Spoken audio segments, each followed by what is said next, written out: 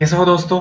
आज की क्लास में हम बात कर रहे हैं नेट 2013 का पेपर सोल्व करेंगे और सब्जेक्ट होगा हमारा केमिस्ट्री। ठीक है, किस तरह के क्वेश्चन आए थे और किस तरह से हमको सोल्व करें वो सब देखेंगे यहाँ पे। पहला क्वेश्चन है हमारा value of Planck constant is. ठीक है, प्लांक कांस्टेंट की आपको वैल्यू दे रखी है। The speed of light is, light की स्पीड भी दे रखी है। ठीक है, which value is closest to wavelength in nanometer of a quantum of light with frequency of 6। हाँ, आपको क्या करनी है, फ्रीक्वेंसी वगैरह सारी दे रखी है। ठीक है ना, तो करना क्या है, आपको वेवलेंथ पता करनी है। ठीक है ना, वेवलेंथ पता करनी है तो सिंपल से आपको पता है लेमड़ा पता करना है ना। तो फॉर्मूला अपने पास वी का क्या होता है, वी इक्वल्स टू होता है सी अपॉन लेमड़ा। ठीक है, तो अपने को फाइंड क्या करना है, अपने को लेमड़ा पता करना है ना। तो ये वाला फॉर्मूला अपने कायम आएगा। ठीक है, lambda equals to C upon v ना, वी कहो या न्यू कहो, जिसको वेलोसिटी कहते हैं। ठीक है, तो यहाँ पे देखो अपने पास सी कितना दिया है इसने, सी दिया है। सी की वैल्यू ये वाली यूज करनी ना, 3 × 10⁻⁷ ये वाला कर लिया अपने। और इसके साथ में क्या करना है अपने को, न्यू यानी फ्रीक्वेंसी कितनी देगी, ये देगी 6 × 10⁻15, ये 15। ठीक है, लेमडा की वैल्यू कितनी आ जाएगी, 5 ×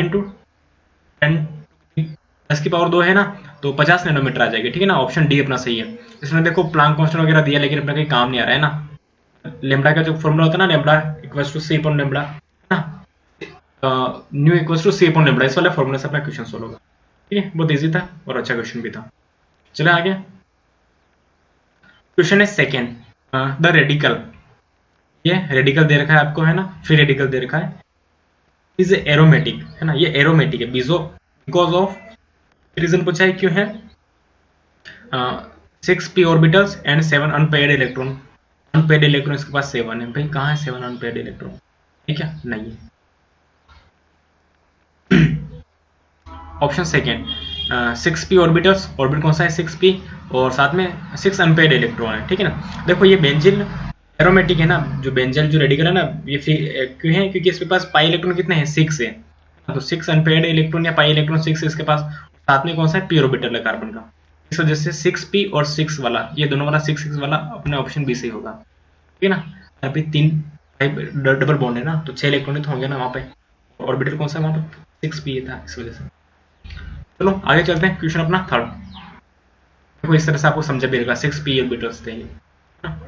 क्वेश्चन अपना नेक्स्ट है third question, which of the following is electron deficient. कौन सा इलेक्ट्रॉन डेफिशिएंट है, मतलब जिसका ऑक्टेट इनकम्प्लीट होगा वो इलेक्ट्रॉन डेफिशिएंट होगा। और हर बार एक क्वेश्चन आता है नीट में आपके, और एक ऑप्शन में आपके बोरोन दिया होता है ना। याद रखना, बोरोन का कोई भी कंपाउंड हो जाए वो हमेशा इलेक्ट्रॉन डेफिशिएंट होगा, उसका ऑक्टेट इनकम्प्लीट होगा। ठीक है, और ये कैसे बिहेव करता है, बिहेव एज लेविस एसिड। ठीक है, ऑप्शन डी होगा इसका सही। बोरोन, बोरोन कहीं भी आ जाना तो इलेक्ट्रॉन डेफिशिएंट में आप आंख बंद करके ऑप्शन सही कर सकते हो। क्लियर है, ये याद रखना। और बनाना बॉन्ड होते हैं, देखो ये ऊपर वाला और नीचे वाला दिख रहा है ना, इसको बोलते हैं बनाना बॉन्ड, तो अपने बोरोन में डाइबोरॉन की स्ट्रक्चर में होता है। क्लियर है, चलो अब देखते हैं अपना question fourth, which of the following statements about interstitial compound is correct. है ना, ये क्वेश्चन पहले भी आया था, वापस रिपीट होगा। इंटरस्टिशियल, हाँ, इंटरस्टिशियल में क्या होते हैं, देखो तो केमिकली रिएक्टिव होते हैं ना, दे आर केमिकली। देखो इसने क्या पूछा, इनकरेक्ट पूछा ना, तो पहला they have high melting point than pure metals, ये प्योर मेटल्स से ज्यादा होंगे, सही बात है। दे रिटर्न मेटेलिक कंडक्टिव ना, मेटेलिक कंडक्टिव भी होती है उनकी वजह से। केमिकली रिएक्टिव होते हैं, केमिकली रिएक्टिव नहीं होते हैं वो, ना, ये इनकरेक्ट है। ऑप्शन सी हो जाएगा इसका, क्योंकि ये इंटरस्टिशियल कंपाउंड का पूछा है। इंटरस्टिशियल क्या होते हैं, कोई कोई बड़े कंपाउंड होते हैं उनमें क्या छोटे छोटे जितने भी एटम्स वगैरह हैं, छोटे एटम्स उसके अंदर चले जाते हैं उसके स्ट्रक्चर में, उसको बोलते हैं इंटरस्टिशियल कंपाउंड। अगला है क्वेश्चन अपना fifth, how many grams of concentrate nitric acid solution should be used to prepare 20 ml of 2.0 HNO3 ना। मुझे 2 मोलर HNO3 का सॉल्यूशन बनाना है और 250 ml बनाना है, तो मुझे कितने ग्राम नाइट्रिक एसिड चाहिए। ठीक है, तो याद रखना ऑप्शन बी सही होगा इसका, है ना, ऑप्शन बी है। और कैसे हैं देखो, तो देखते हैं अपने पास। ठीक है, जो मोलरिटी का फॉर्मूला होता है वो क्या होता है, W इंटू 1000, ठीक है, into MW into we solution in ml। यहाँ पे ml लिए, mm यहाँ पे जो वी सोल्यूशन था वो ml में लिया ना आपने, इस वजह से आपने यहाँ पे 1000 की। अगर यहाँ पे अपन लीटर ले रहे हो, यहाँ पे 1000 की जरूरत नहीं पड़ती ऊपर। ठीक है, तो W तो मुझे फाइंड करना है। ठीक है, फाइंड करना है ये वाला। और MW मोलिकुलर वेट है ना HNO3 का, वो होता है 63, आप पता भी कर सकते हो वो। और कितना सोल्यूशन बनाना, मुझे 250 ml बनाना है। ठीक है ना, कितना हो जाएगा, मुझे कितने वेट चाहिए, 31.5। है ना, 31.5 ग्राम चाहिए मुझे HNO3। क्लियर है, HNO3 चाहिए था, और कितने मोलर का बनाया था मैंने, 2 मोलर का बनाया था ना, इस वजह से। ठीक है, अब आपके पास जो देखो कुछ कंडीशन दी है ना इसने, ठीक है, ये वाला दिया। लेकिन जो जनरली होता है क्या है, जो 70% HNO3 होता है ना, उसका मतलब रहता है वो 70 ग्राम HNO3 है ना 100 ग्राम सोल्यूशन में। ठीक है, तो 1 ग्राम में कितना होगा, 1000/100/70 होगा ना। तो 31 ग्राम में HNO3 कितना होगा, उसमें होगा 45 ग्राम सोल्यूशन। ठीक है, तो इसमें सोल्यूशन पूछा था ना इसने, तो 45 कंसंट्रेशन पूछी थी इसने, इस तरह से आपको इसका आंसर देना है। चलो आगे देखते हैं question number 6। Which of the following lanthanoid ion is diamagnetic. Diamagnetic मतलब जिसमें अनपेयर्ड इलेक्ट्रॉन है, वो पूछा इसने। तो सिंपल सा है, आप इसका इलेक्ट्रॉन कॉन्फ़िगरेशन देख लो, किसके पास कितने अनपेयर्ड इलेक्ट्रॉन है ना, सॉरी किसके पास अनपेयर्ड इलेक्ट्रॉन नहीं है, देखना जिसके पास पेयर्ड इलेक्ट्रॉन होंगे ना वो होगा डाईमैग्नेटिक। जैसे देखो ये पहला है Yb+ है ना, Yb+ में देखो क्या है, 0 अनपेयर्ड इलेक्ट्रॉन है। ठीक है ना, तो ये अपना आंसर हो गया, ऑप्शन है ये अपना डाईमैग्नेटिक होगा। बाकी तीनों में क्या है, अनपेयर्ड इलेक्ट्रॉन है, जिसमें अनपेयर्ड इलेक्ट्रॉन होता है वो होता है पैरामैग्नेटिक। ये तीनों पैरा है, ऊपर वाला डाईमैग्नेटिक है, और इस वजह से इनका कलर भी शो होता है। ठीक है, नेक्स्ट क्वेश्चन है, which of the following molecules contain no pi bond. किसमें पाई बॉन्ड नहीं होगा, NO2 में, NO2 में पाई बॉन्ड होता है। ठीक है, एक पाई होता है, और CO2 में 2 पाई बॉन्ड होते हैं, H2 में एक भी पाई बॉन्ड नहीं होता है ना, तो ऑप्शन सी हो जाएगा, वाटर मॉलिक्यूल में नहीं होता ना एक भी। क्लियर यहाँ तक, ये स्ट्रक्चर होती है H2 की, देखो दिख रहा है आपको, इसमें कोई पाई बॉन्ड नहीं है, दोनों सिग्मा बॉन्ड ही है। अगला देखते हैं question number 8। Based on equation equals to, देखो ये इक्वेशन दे रही है। ठीक है, विच ऑफ द, इसके लिए कौन सा ऑप्शन करेक्ट है वो देखना है। For n = 1 the electron has more negative energy than it does for n6। ठीक है, which means that the electron is more loosely bound in the smallest orbit. ठीक है, तो कौन सा इसमें करेक्ट था, है नॉट करेक्ट था, है ना, ये वाला से पूछा है ना। अगर देखो अगर साइज छोटी हो रही ना तो वो लूजली नहीं, वो स्ट्रॉन्गली बाउंड होगा। ठीक है, लेकिन इसमें ये वाला ऑप्शन ही गलत दे दिया, पहले से पता चल गया, तो चलो आगे जाने की जरूरत ही कहाँ है आपको, वैसे है ना, इस तरह से क्वेश्चन को सोल्व कर सकते हो आप इजीली। अगला क्वेश्चन देखते हैं, क्वेश्चन नंबर 9। ये रिएक्शन दे रखी है, इसमें कोई ये जो है इसके साथ में किसकी रिएक्शन कराऊं, एक ही रिएक्शन कराऊंगा ना तो मुझे ये वाला कंपाउंड मिल जाएगा, यानी यहाँ से N2Cl हो जाएगा कंप्लीटली रिमूव। ठीक है, याद रखना इसके लिए आपको H3CO2 और H2O की रिएक्शन करवानी पड़ेगी। ठीक है, ये दोनों जब रिएक्शन करेंगे ना तो क्या मिल जाएगा मुझे, 3 ब्रोमो नाइट्रोबेंजीन मिल जाएगा, 3 ब्रोमो नाइट्रोबेंजीन। क्लियर है, यहाँ पे देखो H+ और H2O से भी कुछ होने वाला है नहीं, HgSO4 तो यहाँ पे काम नहीं आएगा आपके, Cu2Cl2 ये तो आपको एक और क्लोरीन ब्रोमीन ऐड करना हो तो यहाँ पे काम आता है, लेकिन वो मुझे ऐड नहीं करना है, मुझे क्या करना है N2Cl2 को निकालना है यहाँ पे, तो HCPO2 और H2O यहाँ पे। ठीक है, देखो ये तीनों सुटेबल नहीं थे तो आप चौथा वाला बता सकते हो वैसे भी, है ना, और वैसे भी कर सकते हो क्वेश्चन ये। 9th का ऑप्शन हो गया अपने डी। चलो आगे देखते हैं question number 10। The order of stability of following tautomeric compounds is. ये जो 3 कंपाउंड दे रखे हैं, ट्यूटोमर दे रखे हैं, इनका स्टेबिलिटी ऑर्डर देखना है। ठीक है, तो देखते हैं, देखो पहला, दूसरा, तीसरा और चौथा, देखो कौन ज्यादा स्टेबल होगा वो आपको ध्यान रखना है।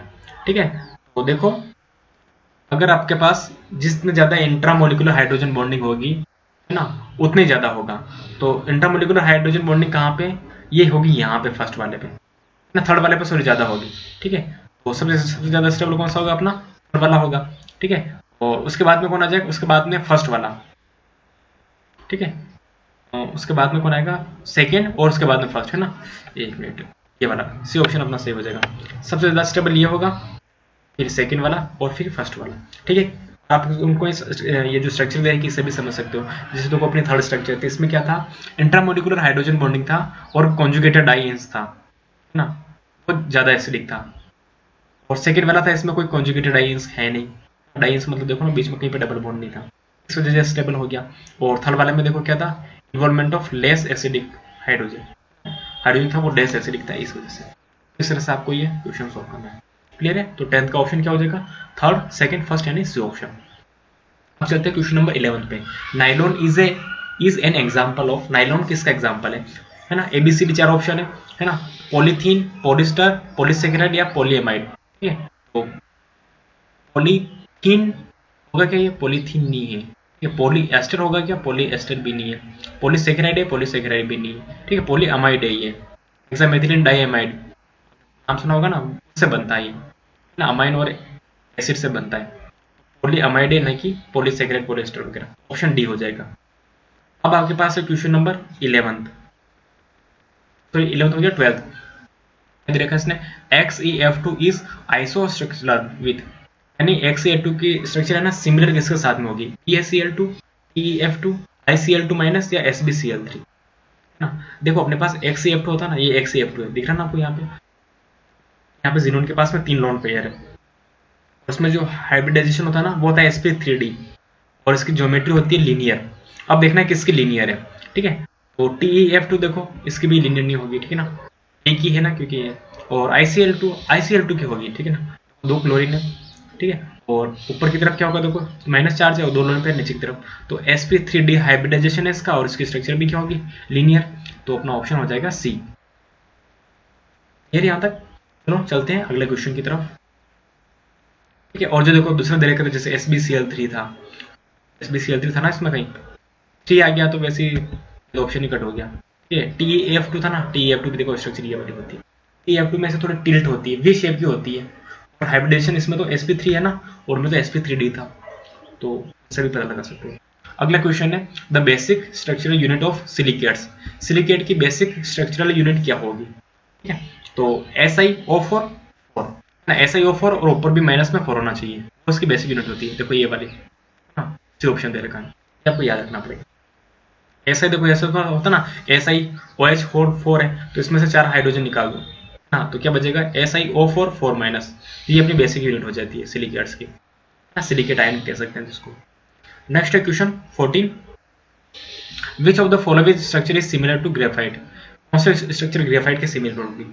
B2H6 होगी क्या? अरे भाई नहीं होगी, B2H6 है ना, डाइबोरेन की स्ट्रक्चर बनाना बोर्ड होता है। Bn, हाँ याद रखना बहुत इंपॉर्टेंट है, Bn इसकी स्ट्रक्चर होती है ग्रेफाइट के सिमिलर। Bn को बोलते हैं अपन बोरोन नाइट्राइड। Bn क्या होगा? बोरोन नाइट्राइड होगा। ये देखो बोरोन नाइट्राइड की स्ट्रक्चर कुछ इस तरह से होगी, ठीक है ना आपको, ये Bn इस तरह से, और ये ग्रेफाइट है। तो जिस तरह से डबल बॉन्ड बोरेन नाइट्राइड में है उस तरह से ग्रेफाइट में भी है, तो बोरेन नाइट्राइड Bn आपको याद रखना है, इसकी स्ट्रक्चर ग्रेफाइट के सिमिलर होगी। ठीक है, चलते हैं अगले क्वेश्चन की तरफ। Question number 15, the structure of isobutyl group is an organic compound is. Isobutyl की क्या स्ट्रक्चर होगी? आइसोब्यूटिल ग्रुप है ना, तो आइसोब्यूटिल मतलब कितने होंगे? मेथेन, एथेन, प्रोपेन, ब्यूटेन, मतलब 4 अपने पास कार्बन होंगे, है ना, और 4 कार्बन में से क्या होगा? जो सेकेंड कार्बन होगा, सेकेंड कार्बन पे एक मिथाइल ग्रुप होगा, सेकेंड कार्बन पे एक मिथाइल ग्रुप। देखो बी वाला ऑप्शन हो गया अपना, सेकेंड कार्बन पे एक मिथाइल ग्रुप है, और ब्यूटिल मतलब एक वैलेंसी फ्री होगी, ये वैलेंसी फ्री है ना। अपन ने आईयूपीएसी नोमेनक्लेचर वाला चैप्टर पढ़ा था ना, वहां पे मैंने बहुत अच्छे से बताया था आपको जो कॉमन नोमेनक्लेचर किस तरह से करते हैं, है ना। अगर आपने वो चैप्टर नहीं पढ़ा तो आप जाके पढ़ सकते हो, वहां से आपके सारे कॉन्सेप्ट क्लियर हो जाएंगे। बी ऑप्शन अपना करेक्ट होगा। ठीक है यहाँ तक। चलो आगे चलते हैं क्वेश्चन 16। क्वेश्चन 16 क्या कह रहा है? The number of carbon atoms per unit cell of diamond is. Diamond होता है ना, उसमें नंबर ऑफ कार्बन एटम्स कितने होते हैं पर यूनिट सेल में? ठीक है, तो डायमंड में याद रखना 8 कार्बन होते हैं ना। जैसे कैसे होगा देखो, डायमंड की जो स्ट्रक्चर है ना वो क्यूबिक यूनिट सेल होती है ना। क्यूबिक यूनिट मतलब हर एक कॉर्नर पे क्या होगा? हर एक कॉर्नर पे वहां पे होगा एक एक एटम। ठीक है, वहां पे कितने कॉर्नर है? वहां पे 8 कॉर्नर है।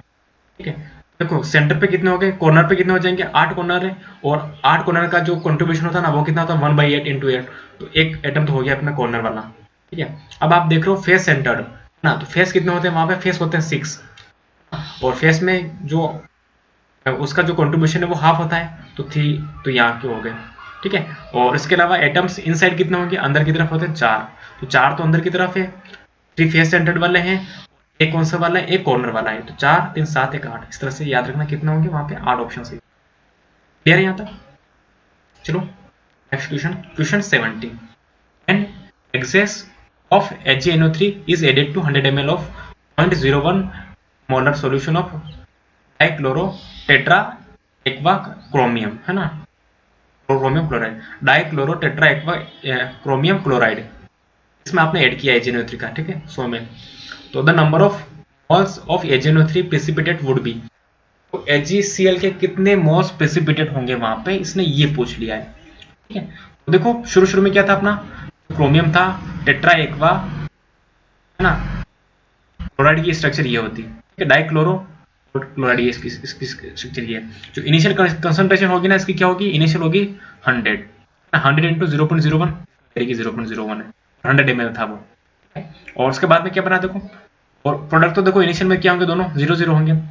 अगर आयोनाइजेशन के बाद में क्या होगा, जैसे ही इसका आयोनाइजेशन होगा जो कॉम्प्लेक्स तो क्या हो जाएगा, ब्रेकडाउन हो जाएगा, और कॉम्प्लेक्स में से देखो ये वाला अलग हो जाएगा और यहाँ से क्लोरीन आ जाएगा, तो Cl माइनस का 1 मोल बन गया और बाकी इस आयन का, कॉम्प्लेक्स का आयन का 1 मोल बन गया। ठीक है, अब इसने पूछा AgNO3 कितना होगा। ठीक है, तो 1 मोल Cl माइनस अपना जो क्लोराइड आयन है वो रिएक्ट करेगा 1 मोल AgNO3 से। ठीक है, तो अपने पास कितना था, 0.1 m था ना जो सॉल्यूशन था वो। ठीक है, तो किस जो नंबर ऑफ मोल्स है ना वो अपन किस तरह से कैलकुलेट करेंगे, वो करेंगे इसकी मोलरिटी इनटू वॉल्यूम से। ये 0.1 नहीं है, 0.01 है ये वाला, यहाँ पे 0.0 ये 0.01 है। ठीक है ना, यहाँ पे याद रखना, हो गया यहाँ पे 0.01 है। ठीक है ना, जहाँ पे मैंने टिक किया ये मिस पेंट है यहाँ पे, तो मोलरिटी कितनी है, 0.01 है, इसको इसके वॉल्यूम से मल्टीप्लाई कर दो। ठीक है, वॉल्यूम मतलब आपको वॉल्यूम किस में लेना, लीटर में लेना है, याद रखना। तो ये आ गया आपके लीटर में, वॉल्यूम ले लो इसको और मल्टीप्लाई कर दो तो 0.001 आ जाएगा, 0.001, 001 कहाँ है, बी ऑप्शन से हो जाएगा आपका। ठीक है, तो इस तरह से आप इसको कैलकुलेट कर सकते हो। हो जाएगा यहाँ तक किसी को कोई प्रॉब्लम नहीं होनी चाहिए। चले आगे वाले क्वेश्चन की तरफ। क्वेश्चन 18 क्या कर रहा है, what is the maximum number of electron that can be associated with the following set of quantum number. जो आपको क्वांटम नंबर का सेट देखा उसमें कितने मैक्सिमम इलेक्ट्रॉन्स एसोसिएटेड हो सकते हैं। ठीक है, n equals to 3, l equals to 1 और m इक्वल्स टू -1। ठीक है, याद रखना कितने हो सकते हैं। ठीक है ना, तो n का नंबर 3 हो गया, l का नंबर 1 हो गया, l का नंबर 1 मतलब p की बात करें हम, और m का मतलब भी क्या है, -1 है। तो p में कितने डिब्बे होते हैं, देखो p की बात कर रहे ना यहाँ पे p ऑर्बिटल्स, वहाँ पे p ऑर्बिटल्स कुछ इस तरह से होगा। ठीक है ना, p में 3 ऑर्बिटल्स होते हैं, है ना, और किसी -1 है मतलब किसी एक के लिए होगा, या ना, p में भी किसी एक का आता, और एक में मैक्सिमम कितने इलेक्ट्रॉन आ सकते हैं, 2 आ सकते हैं, है ना। एक का स्पिन ऊपर की तरफ होगा और दूसरा का स्पिन ऐसे जस्ट नीचे की तरफ होगा। मैक्सिमम इलेक्ट्रॉन कितने होंगे, 2 इलेक्ट्रॉन होंगे, याद रखना। ठीक है, अगर आपको वो स्पिन क्वांटम नंबर भी दे देता, चाहे प्लस हाफ या चाहे माइनस हाफ, तो वहां पर नंबर इसका आंसर कितना होगा, 1 इलेक्ट्रॉन होता है। क्लियर यहाँ तक। Question number 19, which of this is not a monomer of high molecular mass of silicon polymer. ना, सिलिकॉन पॉलीमर का कौन सा मोनोमर नहीं हो सकता, ना, तो आपको बताना है इसमें से। देखो तो सिंपल से याद रखने वाला क्वेश्चन है। ठीक है ना, तो जो ऑप्शन दे रखा है ना वो डी वाला, ये नहीं हो सकता, बाकी सारे पॉसिबल है। SiCl वाला नहीं हो सकता, SiCl3 हो सकता है, SiCl2 हो सकता है, या SiCl3 हो सकता है, लेकिन Me3SiCl पॉसिबल नहीं है। क्लियर यहाँ तक, तो 19 का ऑप्शन डी। चलो देखते हैं question 20, A reaction having equal energies of activation. कोई रिएक्शन है उसमें एक्टिवेशन एनर्जी सेम है ना, for forward and reverse reaction. Forward reaction और बैकवर्ड रिएक्शन दोनों के लिए एनर्जी सेम है, एक्टिवेशन एनर्जी इक्वल। तो कौन सा ऑप्शन इसके लिए सही होगा। ठीक है, एक्टिवेशन एनर्जी सेम है ना, तो डेल एच होगा ना, तो एंथैल्पी में जो चेंज है ना वो हमेशा क्या हो जाएगा, अपना 0 हो जाएगा, डेल एच इक्वल्स टू 0। ठीक है, तो फाइनल एनर्जी और इनिशियल एनर्जी दोनों क्या थी, फॉरवर्ड और बैकवर्ड की सेम है ना, तो डेल एच भी क्या हो जाएगा, अपना 0 तो हो जाएगा ना। ये आपको याद रखना है। Question number 21, at 21 degree Celsius molar conductance of 0.1 molar aqua solution of ammonium hydroxide NaOH is 9.54 ohm inverse centimetre square और mole inverse. At infinite dilution its molar conductance is 238 ohm inverse centimetre square और mole inverse. The degree of ionization of ammonium hydroxide at the same concentration and temperature is। हाँ, इसी temperature पे और इसी concentration पे ammonium hydroxide का concentration, degree of ionisation कितना होगा वो पूछा है आपको। ठीक है, तो देखो मोलर कंडक्टेंस कितना दिया था इसने, 0.1 दिया था, है ना, उसके लिए एलसी कितना दिया उसने, एलसी दे रखा ना, हाँ ठीक है, तो इसके लिए कितना दे रखा, ये दे रखा 9.54। और जो दूसरा वाला था ना इनफाइनाइट पे कितना दिया था इसने 9.54, सेम ही है ना दोनों के लिए। ठीक है, 9.54 दी थी। अब इसने क्या पूछा, परसेंट डिसोसिएशन है ना, अल्फा की वैल्यू पूछी है, तो एलसी लेमड़ा सी अपॉन लेमड़ा इनफाइनाइट इंटू 100 करना है। लेमड़ा सी की वैल्यू कितनी है 9.54 और लेमड़ा इनफाइनाइट की वैल्यू कितनी है 238 है। ये जो लेमड़ा इनफाइनाइट है ना, ये देखो सेम लिख दिया इसने यहाँ पे, है ना। यहाँ पे ये क्या रखा, याद रखना, जो लेमड़ा इनफाइनाइट है ना, ये वाला अपना ये 238 है, यहाँ पे 238 आ जाएगा और इंटू 100 कर दोगे आप, तो बस आपका 4.008 आंसर आ जाएगा। 4.008 कहाँ पे, डी ऑप्शन पे। ठीक है, तो इस तरह से क्वेश्चन को सॉल्व करना है आपको। चलिए अगले क्वेश्चन की तरफ। Question number 22, structure of compound was IPSC name is 3 ethyl 2 hydroxy 4 methyl X3 in 5 ionic acid. देखो बहुत खतरनाक है, इसका आपको आईपीएससी नेम दिया दे दिया, आपको स्ट्रक्चर पूछ ली। ठीक है, देखो इसमें क्या है, इन भी है और आयोनिक एसिड भी है ना, तो याद रखना COOH तो होगा। ठीक है, और जिधर COOH है ना, उधर क्या होगा अपना, उधर से नंबरिंग शुरू करनी है अपने को। ठीक है, तो देखो मैं पहली वाली स्ट्रक्चर देख लो आपको, एक मिनट, कितने स्ट्रक्चर अपने पास। ठीक है, और इसमें देखो हाइड्रोक्सी भी दे रखा है ना, यहाँ पे देखो 1 2 3 4 5 है ना, तो देखो ये हाइड्रोक्सी यहाँ पे गलत पोजीशन पे आ रहा है। ठीक है ना, हाइड्रोक्सी कहाँ पे अपना 2 पे आएगा, मतलब इसके बाद में ये जो दूसरा कार्बन है ना, यहाँ पे अपना हाइड्रोक्सी होना चाहिए, लेकिन इसमें नहीं है। देखो दूसरा ऑप्शन सही मिल रहा है अपने को, है ना, लेकिन देखते हैं दूसरे के साथ में और क्या है, दूसरा भी है और तीसरा भी है। ठीक है, और इसने इन कहाँ पे दिया, देखो इसने दिया, देखो इन कहाँ पर है, 3 इन पे, 3 पोजीशन पे मेरा दूसरा और तीसरा कार्बन, ये तीसरा कार्बन, तीसरा कार्बन है, मतलब तीसरे और चौथे के बीच में इन होना चाहिए। देखो तीसरे और चौथे के बीच में पहले में आ रहा है क्या, पहले में नहीं आ रहा है, तीसरे में आ रहा है। देखो दूसरे पे OH सही है, और ये तीसरा कार्बन और चौथा कार्बन दोनों के बीच में इन आ रहा है, तो अपना थर्ड ऑप्शन सही हो जाएगा, है ना। तो डबल बॉन्ड की पोजीशन हाइड्रोक्सिल ग्रुप की पोजीशन के बेसिस पर इसका आईपीएससी नोमेनक्लेचर से इसका स्ट्रक्चर सही बता सकते हैं। ठीक है, चलो अगला क्वेश्चन देखते हैं। क्वेश्चन नंबर कहाँ तक हो गए अपने, ये कौन सा था, ये 22 था, है ना, 22वां। देखते हैं क्वेश्चन नंबर 23। ये रहता है, क्या कहता है, आपको देखो कुछ स्ट्रक्चर दे रखी है ना, और एस्टर दे रखे हैं और वो उसके प्रोडक्ट भी दे रखे हैं, तो HI के साथ में रिएक्शन करवाओगे तो कौन सा बनेगा। तो ए में क्या दिया आपको, CH3COOH, मिथाइल एल्कोहल था ना, उसकी रिएक्शन करवानी थी। तो कार्ब केटाइन होता है ना, वो रिएक्शन इंटरमीडिएट होता है इस स्टेज में, और उसकी जो स्टेबिलिटी होती है ना, वो होती है 3 to 1।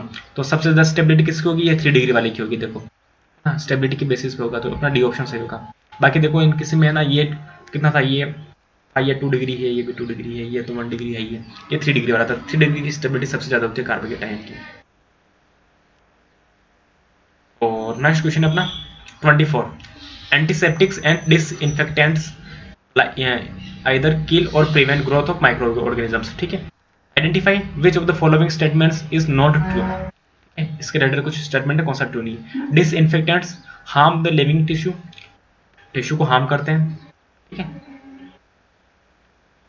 ट्रू है क्या, हाँ सही बातें करते हैं। ठीक है ना, 0.2% solution of phenol is antiseptic while 1% of solution is disinfectant. ये भी सही है, 0.2% आप सॉल्यूशन यूज कर रहे हो ना फिनॉल का, तो वो एंटीसेप्टिक होगा, 1% डिसइंफेक्टेंट होगा। Chlorine and iodine are used as strong disinfectant, chlorine और आयोडीन को यूज करते हो, सही है। नेक्स्ट ये इसने dilute solution of boric acid in hydrogen peroxide are strong antiseptic, है ना। डाइल्यूट सॉल्यूशन अगर आप बोरिक एसिड कर ले रहे हो ना, तो आपके पास एंटीसेप्टिक है, लेकिन हाइड्रोजन पेरोक्साइड नहीं होगा, याद रखना, ये हाइड्रोजन पेरोक्साइड नहीं हो सकता, है ना, ये एंटीसेप्टिक नहीं है। ये ऑप्शन आपका करेक्ट हो गया, है ना। ये इसमें देखो क्या दिया इसने, स्ट्रॉन्ग एंटीसेप्टिक, नहीं स्ट्रॉन्ग नहीं है ना, वीक है ना, वैसे हाँ गलत है, ये दोनों क्या है, वीक एंटीसेप्टिक होते हैं, न कि स्ट्रॉन्ग। अगला क्वेश्चन है अपना 25, a magnetic moment of 1.73 bm will be shown by one of the following. इतना मैग्नेटिक मोमेंट किसका होगा। देखो आपको मैग्नेटिक मोमेंट के लिए फॉर्मूला पता है ना, रूट ऑफ n+2। तो इसमें क्या करना, आपको अनपेड इलेक्ट्रॉन देखने हैं सब में, है ना, और जिसमें अनपेड इलेक्ट्रॉन कितने होंगे उसके बेसिस, जिससे अगर अनपेड इलेक्ट्रॉन आपके 1 आ रहा है, ठीक है, तो उसका आंसर होगा, और ऑप्शन अपना होगा बी। अगर दिख रहा ना आपको, ये बी वाले में होगा, याद रखना। ठीक है, आप सबका निकाल कर देखना पड़ेगा। देखो इसमें कॉपर वाले में कितना अनपेड इलेक्ट्रॉन 1 था, इसका अनपेड इलेक्ट्रॉन 1 होगा ना, उसी के लिए ये वाली वैल्यू आ जाएगी। ठीक है, उसके बेसिस पे हो जाएगा। Next KMnO4 can be prepared from KMnO4 K2MnO4 से बना सकते हैं इसको, है ना, इस रिएक्शन के थ्रू। ठीक है, the reaction can go completion by removing OH minus by adding. इस रिएक्शन का आपको कंप्लीशन करवाना है, तो OH माइनस को आप रिमूव करो, और क्या ऐड करना पड़ेगा आपको इसके बदले में, तो याद रखना इसके बदले में आपको ऐड करना पड़ेगा CO2। ठीक है, SO2 रिएक्ट करता है वाटर से तो क्या बनाता है, H2SO4 बनाता है। ठीक है, और HCl जब आप ऐड करोगे ना तो ये क्या करता है, ये रिवर्स रिएक्शन के लिए होगा। और KOH क्या करता है, ये इंक्रीज करता है कंसंट्रेशन OH माइनस आयन की, क्योंकि KOH में से OH तो बनेंगे ना। और CO2 क्या करेगा, ये कंबाइन करेगा OH माइनस आयन को और सॉल्यूशन में क्या करेगा, और इजीली ये रिमूवेबल भी हो जाएगा इस वजह से। तो ऑप्शन अपना डी हो जाएगा। अगला देखते हैं क्वेश्चन 27 में क्या दे रखा है, देखो रिएक्शन दे रखी है आपको बेंजल्डिहाइड की। Reaction by which benzaldehyde can not be prepared, कौन सी रिएक्शन से आप बेंजल्डिहाइड नहीं बना सकते। पहला ये आपका बेंजोइक एसिड, इसकी रिएक्शन करवा दो ZnHC साथ में HCl है ना, तो यहाँ से क्या हो जाएगा, रिडक्शन हो जाएगा भाई ZnHCl। यहाँ पे बेंजल्डिहाइड नहीं बनेगा, यहाँ पे सिर्फ बेंजीन ही बन जाएगा। फिर यहाँ पे क्या बन जाएगा, COCl है ना, तो ये वाला बनेगा। तो फर्स्ट वाला तो पॉसिबल है नहीं। नेक्स्ट वाला तो देखो CH3 था, है ना, CrO2 ऑक्सीडेशन होगा ना इसका, यहाँ पे तो बेंजल्डिहाइड बन सकता है। COCl का अगर H2 की प्रेजेंस में आप PB और PSO4 से रिएक्शन कराओ तो भी बन सकता है, सारे से बन सकता है, लेकिन फर्स्ट वाला ऑप्शन आपके क्लियर नहीं है। ठीक है, वो वाला रॉन्ग है। और आप रिएक्शन देखना चाहो तो देखो चारों रिएक्शन दे रखी है। अगर आप बेंजोइक एसिड की रिएक्शन कराओगे ना ZnHC और HCl की प्रेजेंस में, ये बेंजीन के ऊपर COCl लगेगा। ठीक है, और नेक्स्ट है CH3 था, इसकी रिएक्शन CrO2 से करवा देना तो ऑक्सीडेशन हो जाएगा इसका, CO2 बन जाएगा, तो यहाँ पे बेंजल्डिहाइड बन गया। अब COCl था, इसकी रिएक्शन H2 से करवा दो, है ना, PD और BASF की प्रेजेंस में, तो भी देखो बेंजल्डिहाइड बनेगा, यहाँ पे भी बन रहा है। लास्ट में बेंजीन का आप क्या करो, CO और HCl की प्रेजेंस में रिएक्शन करो तो भी आपके बेंजल्डिहाइड बनता है, और फर्स्ट वाले रिएक्शन में नहीं बनता, और वही पूछा उसने, अपना ऑप्शन फर्स्ट सही हो गया। अगला है अपना question 28, which of the following does not give oxygen on heating, इसमें से कौन सा जिसको आप गर्म करोगे तो ऑक्सीजन नहीं देगा। ठीक है ना, तो बताओ, देखो पहला है NH4 CrO2 Cr2O7 है ना, अरे यही नहीं देता है। ठीक है ना, वो रिएक्शन देख लो, इसकी रिएक्शन है, इसने आपको गर्म किया तो एक तो नाइट्रोजन अलग हो जाएगा, CrO2 अलग हो गया और 4H2O बन गया, लेकिन ऑक्सीजन कहीं बनी क्या, नहीं बनी। लेकिन ZnClO2 था, देखो सेकेंड वाला था, है ना, थर्ड वाला ये ऑक्सीजन रिलीज कर रहा है, सेकेंड वाला था वो भी ऑक्सीजन रिलीज कर रहा है, लास्ट वाला था वो भी ऑक्सीजन, सब ऑक्सीजन रिलीज कर रहे हैं, सिर्फ पहले वाला को छोड़ के। यार यहाँ तक, चलो आगे देखते हैं question 29, a metal has FCC है ना, फेस सेंटर्ड क्यूबिक है ना, वो लेटिस है, उसके एज की लेंथ दे रखी है, किनारे कितने 404 पिकोमीटर है, डेंसिटी भी दे रखी है इसकी इतनी है, तो मोलर मास कितना होगा इस मेटल का ये पूछे। ठीक है, तो FCC में Z इक्वल्स टू कितना है, Z इक्वल्स टू होता है 4। ठीक है, और एज लेंथ कितनी है 404 पिकोमीटर, पिकोमीटर को आपको क्या करना, सेंटीमीटर में कन्वर्ट कर दो, तो 4.04 इंटू 10⁻⁸। ठीक है, और इसके साथ में डेंसिटी भी गिवन है, और Na भी अपने को पता है ना, नंबर ऑफ Na क्या होता है, अवोगाद्रो नंबर, ये भी पता है, और मोलर मास मेटल का वो नहीं पता अपने को, M पता नहीं है। ठीक है, तो मोलर मास से तो अपने को इसने पूछा है मोलर मास क्या होगा, चलो पता करते हैं। देखो फॉर्मूला कौन सा लगेगा, फॉर्मूला लगेगा अपने, ये फॉर्मूला बेस्ड क्वेश्चन है। ठीक है ना, ये वाला फॉर्मूला अपने को काम आएगा यहाँ पे। तो Z अपने को पता है कितना है, Z अपने पास 4, M अपने को फाइंड करना है, और P की वैल्यू दे रखी है ना 2.72, मतलब डेंसिटी दे रखी थी ना, और Na की वैल्यू भी कितनी है अपने को पता है, होगा 2 नंबर, और A3 कितना है ये दे रखा था 404 है ना, और इसको 3 बार ले देना क्योंकि इसका क्यूब करना है अपने को। तो क्वेश्चन को सोल्व करो, आपके 27 आंसर आएगा। ठीक है, 27 का पता ऑप्शन डी में था, तो क्वेश्चन नंबर 29 का ऑप्शन डी हो गया आपने। यार यहाँ तक किसी को कोई प्रॉब्लम नहीं होनी चाहिए। चलो आगे देखते हैं question 30, dipole induced dipole interaction are present in which of the following pairs, dipole induced dipole किस में प्रेजेंट होता है, एग्जांपल पूछ लिया है। याद रखना ये होता है HCl और Hg में, हीलियम में। ठीक है, NCERT बेस्ड है ना, NCERT में दे रखा है, इनके स्ट्रक्चर भी बना रखी है, वहीं से पूछा है। ठीक है,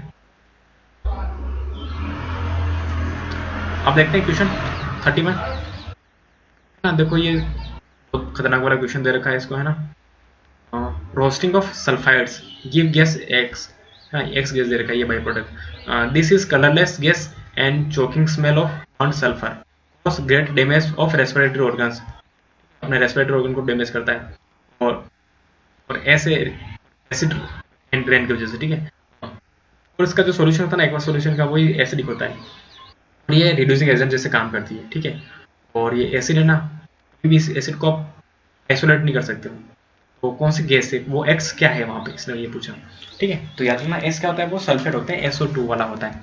SO2 क्या करेगा, वाटर से रिएक्शन करके ना तो H2SO4 बना देगा। ठीक है, आपको ये याद रखना है, ऑप्शन सी SO2। चलो आगे देखते हैं question 32। Some meta directing substituents in aromatic substitution are given, which one is most deactivating, है ना, कौन सा डीएक्टिवेटिंग टाइप क्या है, मोस्ट डीएक्टिवेटिंग वो पूछा है ना। तो आपको याद रखना है इसमें से देखो ए वाला दे रखा ना NO2, वो मोस्ट डीएक्टिवेटिंग ग्रुप है। ठीक है, मेटा डायरेक्टिंग ग्रुप में से इसका जो सीक्वेंस होता है ना, देखो सबसे ज्यादा होता है NO2, उसके बाद में आता है साइनाइड, है ना, सेकेंड, थर्ड, फोर्थ, चारों सीक्वेंस से दे रखे हैं, लेकिन मोस्ट कौन सा है, फर्स्ट वाला, और लिस्ट कौन सा है, लास्ट वाला एसिडिक ग्रुप। ये आपको याद रखना है, याद रहेगा। चलो आगे चलते हैं question 33। Nitrobenzene on the reaction with concentrate HNO3 और H2SO4। नाइट्रोबेंजीन का रिएक्शन करवा रहा हूँ HNO3 और H2SO4 से, ठीक है, करवा दी, क्या बनेगा आपका, नाइट्रोबेंजीन बन गया, ये नाइट्रोबेंजीन बन गया। हाँ, तो कौन सा प्रोडक्ट बनेगा, देखो ये आपके नाइट्रोबेंजीन बन गया।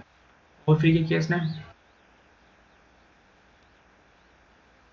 ना, देखो रिएक्शन कहाँ पे करवाई आपने, रिएक्शन करवाई इसकी 80 से 100 डिग्री, है ना, तो 50-60 पे तो ये बनता है, लेकिन इस 80 से 100 डिग्री टेम्परेचर हो ना, ये वाला बनेगा 1,3 dinitrobenzene, 1,3 dinitrobenzene, C option. Temperature अगर इससे यहाँ पे 50 से 60 होता ना तो ओनली नाइट्रोबेंजीन बनता, लेकिन 80 से 100 है ना तो 1,3 डाइनाइट्रोबेंजीन बनेगा। कंडीशन आपको ध्यान रखनी है, रिएक्शन टेम्परेचर डिपेंडेंट रिएक्शन नहीं है ना, इस रिएक्शन को बोलते हैं नाइट्रेशन। अगला क्वेश्चन है 34। क्या है, ये hydrogen gas electrode is made by dipping platinum wire in A solution of HCl of pH 10 by passing hydrogen gas around platinum wire at 1 atmosphere. The oxidation potential of electrode would be, electrode का जो oxidation potential है वो कितना है वो पूछे। ठीक है, देखो जो इसकी हाफ इलेक्ट्रॉन रिएक्शन देखो ना, तो हाफ H2 गैस थी, है ना, उसने H+ बनाया, प्रोटॉन बनाया और एक इलेक्ट्रॉन रिलीज कर दिया। अपने पास ये वाली इक्वेशन है, ये वाला, और इसमें क्या करना पड़ेगा, आपको वैल्यू रखनी पड़ेगी, आंसर लाना पड़ेगा। ठीक है, उसको सोल्व करना, आंसर आएगा आपके 59, सी ऑप्शन हो जाएगा। अगला क्वेश्चन है which of the following is a polar molecule, कौन सा पोलर मॉलिक्यूल है, ABCD 4 दे रखे हैं आपको इसमें से। ठीक है, अनसिमेट्रिकल डिस्ट्रीब्यूशन इलेक्ट्रॉन का होता है ना, अभी मॉलिक्यूल होता है वो पोलर होता है। ठीक है, यहाँ पे देखो पोलर मॉलिक्यूल देखो ना, आप ऑप्शन सी दिखेगा आपको ना, क्या दिखेगा, देखो स्ट्रक्चर देख लो आप, पहले की स्ट्रक्चर क्या था, पहले वाले की स्ट्रक्चर है। ठीक है, दूसरे वाले की क्या थी स्ट्रक्चर, क्या था, है ना, जो डाइपोल मोमेंट था ना पहले का दूसरे का 0 है, थर्ड वाले देखा ना, इसका डाइपोल मोमेंट 0 नहीं है, लेकिन फोर्थ वाले का भी 0 है, जिसका डाइपोल मोमेंट 0 होगा ना वो तो नॉन पोलर होगा, और जिसका कुछ ना कुछ होगा वो पोलर होगा। तो अपना सी ऑप्शन करेक्ट है यहाँ पे। अगला क्वेश्चन है, आपके पास एक बटन सेल है, A button cell used in watches for function of following, जो आप घड़ी में आपके जो बटन सेल होता है ना उसका ये वाली रिएक्शन होती है उसमें, इसकी जो हाफ सेल रिएक्शन है वो भी आपको दे रखी है, उसका सेल पोटेंशियल पूछ लिया, कैलकुलेशन वाला क्वेश्चन था, और इसको सोल्व देखो कर रखा है, एक्सप्लेन कर रखा है, थोड़ा समझ के करना है इसको, है ना, 1.0 आंसर आएगा इसको। ठीक है, देखो अगर नेट में भी आपके इससे सब कुछ क्वेश्चन टफ आते हैं ना, और आपको कॉन्सेप्ट क्लियर था, आप क्वेश्चन को सोल्व कर लो, अदरवाइज तो छोड़ देना ऐसे क्वेश्चन को। ठीक है, थोड़ा कंफ्यूजिंग टाइम वाला क्वेश्चन होता है ये, और आपका टाइम बहुत चला जाता है इस क्वेश्चन के चक्कर में। अगला क्वेश्चन है आपका 37। Which of this is least likely to act as Lewis base, सबसे कम लेविस बेस जैसे बिहेव कौन करेगा, लेविस बेस मतलब जो सबसे कम टेंडेंसी होगी जिसको इलेक्ट्रॉन पेयर डोनेट करने की, वो होती है BF3 की, क्योंकि ये इलेक्ट्रॉन पेयर एक्सेप्ट करना चाहता है, देना नहीं चाहता, ये लेविस एसिड है, बिहेव बेस नहीं है। ठीक है ना, BF3 हर बार क्वेश्चन आता है, ध्यान रखना इसका, 2 क्वेश्चन आ गए इतने इसी बार, एक क्वेश्चन पहले भी देखा था, ऑक्टेट इनकम्प्लीट था, यानी इलेक्ट्रॉन डेफिशिएंट कंपाउंड भी था ये, और लेविस बेस भी है, 2 क्वेश्चन इसी पेपर में आए अपने इसके, और हर बार हर साल क्वेश्चन आता है BF3 का, मतलब बोरॉन से रिलेटेड, ये भी आपको ध्यान रखना है। Question 38, which of the following compound will not undergo Friedel Crafts reaction, कौन सा कंपाउंड है वो फिडेलक्राफ्ट रिएक्शन इजीली नहीं देगा, टोलुइन, क्यूमीन, ज़ैलिन या नाइट्रोबेंजीन, आपको याद रखना नाइट्रोबेंजीन। ठीक है, क्यों का देखो, क्योंकि नाइट्रो ग्रुप की वजह से, नाइट्रो ग्रुप को बोलते हैं डीएक्टिवेटिंग ग्रुप, ये अपने पहले देख लिया था, है ना, डीएक्टिवेटिंग ग्रुप कौन सा अपना नाइट्रोबेंजीन था, इस वजह से। नेक्स्ट क्वेश्चन है अपना 39, which is the monomer of neoprene, neoprene का मोनोमर क्या होगा। ठीक है, तो पहला, दूसरा, तीसरा, चौथा याद रखना, जो नियोप्रिन होता है, नियोप्रिन को बोलते हैं आर्टिफिशियल रबर, है ना, और नियोप्रिन का जो मोनोमर होता है वो होता है क्लोरोप्रिन, तो क्लोरोप्रिन कहाँ है, देखो क्लोरीन डी ऑप्शन में है ना, क्लोरोप्रिन से अपने नियोप्रिन बनता है। ठीक है, आपको ये चीज याद रखनी है। पॉलीमर वाले चैप्टर से अपने क्वेश्चन था वो। अगला क्वेश्चन है 1440। आपको देखो कुछ इतने मॉलिक्यूल्स दे रखे हैं यूरिया के, are present in 100 ml solution था, इसमें इतने यूरिया के मॉलिक्यूल्स प्रेजेंट है, तो कंसंट्रेशन कुछ इस सॉल्यूशन की कितनी हो जाएगी। हाँ, तो पहले अपने को नंबर ऑफ मोल्स पता करना है, तो number of molecules upon Na, number of molecules जितने दे रखे हैं उसमें क्या करो, आपके अवोगाड्रो नंबर है उसका डिवाइड कर लो, तो इतने अपने पास मोल हो गए उसके। अब मोलर कंसंट्रेशन पता करनी है ना, तो फॉर्मूला है अपने पास n into 1000 upon V solution in ml। ये ml में दिया इस वजह से ऊपर अपन ने 1000 से उसको डिवाइड किया था। तो देखो n कितना था, n था आपके पास ये 10 की पावर 3, इतने इसके पास मोल है, और साथ में 100, याद रखना ये यहाँ पर ऊपर 100 नहीं 1000 ऊपर, ठीक है। तो अब कर दो इसको सोल्व, तो आपके पास 0.01, तो 0.01 यहाँ पे आ रहा है 0101 सी ऑप्शन, ठीक है। इस तरह से आपको सोल्व करना था ये क्वेश्चन। चले आगे, आप चलते हैं क्वेश्चन नंबर 41 पे। Maximum deviation from ideal gas है ना, मैक्सिमम डेविएशन आइडियल गैस से किसका होगा, NH3, N2, H2 और CH4। याद रखना जो मैक्सिमम डेविएशन होता है ना वो अमोनिया शो करता है, NH3, क्योंकि इसमें क्या होता है डाइपोल डाइपोल इंटरेक्शन वजह से, अट्रैक्शन की वजह से ना, डाइपोल डाइपोल अट्रैक्शन। कह रहे यहाँ तक, आगे देखते हैं। बेसिस स्टेट चैप्टर में से क्वेश्चन आया है वो ना, और हमने पढ़ भी रखा है वो चीज। विच of the following is paramagnetic. Para मतलब जिसके पास अनपेयर्ड इलेक्ट्रॉन होंगे वो पैरामैग्नेटिक होगा। NO प्लस CO या O2 माइनस या CN माइनस, देखना O2 माइनस के पास में अनपेयर्ड इलेक्ट्रॉन है, पैरामैग्नेटिक होगा। ये सारा डाईमैग्नेटिक के एग्जांपल है, ठीक है। Question number 43, identify the correct order of solubility of aqueous solid. ये जो आपके बहुत सारे आपके पास कंपाउंड देखे हैं, सोल्युबिलिटी देखनी है आपके पास एक्वस मीडियम में किसकी मैक्सिमम होगी ना, मैक्सिमम ऑर्डर बताना है इसको। आपको पता है जो आयनिक इलेक्ट्रॉन होते हैं ना, डायरेक्टली प्रोपोर्शनल होता है साइज ऑफ कैटायन के ना, और कैटायन की साइज जिसकी जितनी ज़्यादा बड़ी होगी उसकी सोल्युबिलिटी उतनी अच्छी होगी। तो ऑप्शन में देखो सबसे पहले आता है सोडियम, उसके बाद में आता है जिंक, आता है, ठीक है। ये सीक्वेंस था इनका, ऑप्शन ए सही हो जाएगा। फिर यहाँ तक चलो अब देखते हैं क्वेश्चन 44। क्या कहता है 44, what is the activation energy for the reaction if its rates double when the temperature is raised from 20 to, temperature 20 था आपने 35 डिग्री कर दिया, ठीक है, और रेट भी आपने रिएक्शन की डबल कर दी, ठीक है। तो इसकी एक्टिवेशन एनर्जी क्या हो जाएगी, उसके लिए देखो फॉर्मूला होता है log K2/K1 equals to EA upon 2.303 R और 1/T1 माइनस 1/T2। तो R1 R2 पहले डबल कर दी ना, तो पहले वाली R1 थी, अब R2 कर दिया आपने, ठीक है, upon equals to K2 upon K1 equals to 2, वो तो आपने डबल कर दिया ना, यहाँ पे 2 आ जाएगा, log 2 आ जाएगा पूरे।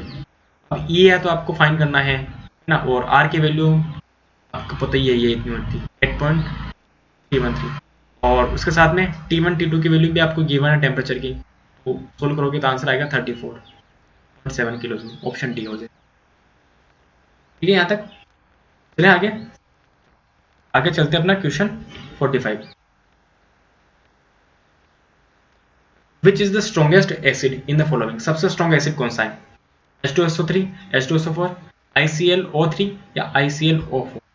याद रखना अगर आयोडीन आ जाए ना, तो आयोडीन वाला जो एसिड उतना स्ट्रॉन्ग होता है, HF वाला बहुत स्ट्रॉन्ग होता है, लेकिन आयोडीन दिया नहीं तो क्लोरीन है, तो है ना, फ्लोरीन क्लोरीन ब्रोमीन और आयोडीन, लास्ट में आयोडीन आ रहा है तो आयोडीन से आयोडीन होगा, फिर ब्रोमीन होगा, फिर क्लोरीन होगा। यहाँ पे क्लोरीन है तो क्लोरीन में भी 4 ऑक्सीजन वाला, याद रखना ये सबसे ज्यादा होगा ना। जितनी ज्यादा ऑक्सीडेशन नंबर होगी ना सेंट्रल एटम की, वो उतनी ज्यादा उसकी एसिडिटी होती है, ठीक है। तो क्या होगा, एसिडिटी डायरेक्टली प्रोपोर्शनल है अपने ऑक्सीडेशन ऑफ सेंट्रल एटम। तो देखो H2SO4 की जो ऑक्सीडेशन नंबर है ना वो +6 है, यहाँ पे कितना होगा, HClO3 का कितना होगा, HClO3 का +5 होगा, और उसके बाद में HClO4 इसका +7 है, और H2SO3 का 7 है, तो सबसे ज्यादा किसका आ रहा है 7, डी का, तो अपना डी ऑप्शन सही होगा। ठीक है, ये हमने पढ़ रखा है, याद रखना ये चीज हमने सारी पढ़ रखी है, और ये पढ़ा था हमने रेडॉक्स रिएक्शन वाला चैप्टर में, क्लियर है। उसके मैंने पीडीएफ नोट्स अपलोड कर लिए हैं, वीडियो अपलोड कर रखा है, आप वहां से जाके पढ़ सकते हो ये क्वेश्चन। तो ये यहाँ तक हो गए अपने 45 क्वेश्चन, ठीक है। चलो तो यहाँ तक अपने 45 क्वेश्चन ही थे केमिस्ट्री के। तो इस तरह से हमने केमिस्ट्री के बहुत सारे क्वेश्चन सोल्व किए, और आगे आने वाली क्लास में अपन क्या करेंगे, सोल्व करेंगे बायोलॉजी के क्वेश्चन, ठीक है। तब तक पढ़ते रहिए, आगे बढ़ते रहिए। Thank you so much.